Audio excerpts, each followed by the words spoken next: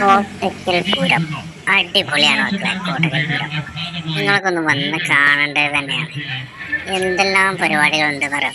അടിപൊളിയാണ് കേട്ടോ.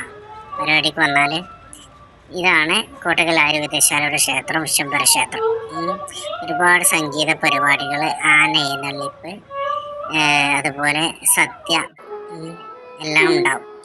പിന്നെ നാലുകെട്ടിനോട് ചാരിയിട്ട് തന്നെ ഒരു പൂന്തോപ്പ് നല്ല അടിപൊളിയായിട്ട് ലൈറ്റിംഗ് ഒക്കെ വെച്ചുകൊണ്ട് അലങ്കരിച്ചിട്ടുണ്ട്. ഞാൻ എൻ്റെ ഫ്രണ്ടും ക്ഷേത്രത്തിലെത്തുമ്പോൾ അവിടെ സംഗീത പ്രോഗ്രാമുകൾ നടക്കുന്നുണ്ട്.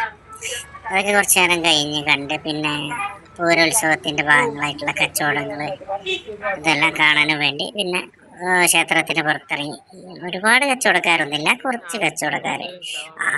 പണ്ട് കാലത്ത് ഒരുപാട് കച്ചവടക്കാരുണ്ടായിരുന്നു. ആ AVS റോഡ്, അതായത് ആര്യവൈദ്യശാലയുടെ റോഡ് മുഴുവനായിട്ടും കച്ചവടങ്ങളായിരുന്നു. ഇപ്പോൾ ഒരുപാട് കച്ചവടങ്ങൾ ചുരുങ്ങി വന്നിട്ടുണ്ട്. പിന്നെ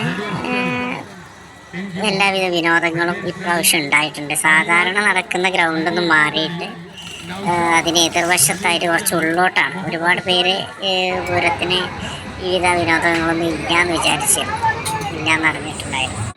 അതാണ് കാരണം, കുറച്ച് ഉള്ളോട്ടായതുകൊണ്ട്. ഞാൻ എൻ്റെ ഫ്രണ്ടും ഒരു പയ്യൻ്റെ ഒരു ചെറിയൊരു ബിസിനസ്, പാനിപൂരി, കേരള പാനിപൂരി.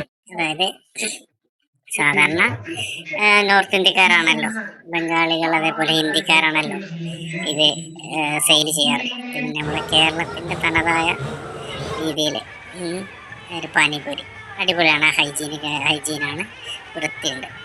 പിന്നെ എല്ലാവിധ ഗെയിമുകളുണ്ട്. എൻ്റെ ചങ്ക് അത് റിങ് എറിഞ്ഞിട്ട് അവന് പ്രൈസ് നേടുക എന്നുള്ളതാണ്. അവന് 3 റിങ് എറിഞ്ഞ് ഞാൻ 3 റിങ് എറിഞ്ഞു. രണ്ടാളതും അത് പോയി. എനിക്ക് രണ്ടാൾക്കും അത്യാവശ്യം ഭാഗ്യമുണ്ട്, അതുകൊണ്ട് രണ്ടാൾക്കും പ്രൈസ് അടിച്ചില്ല.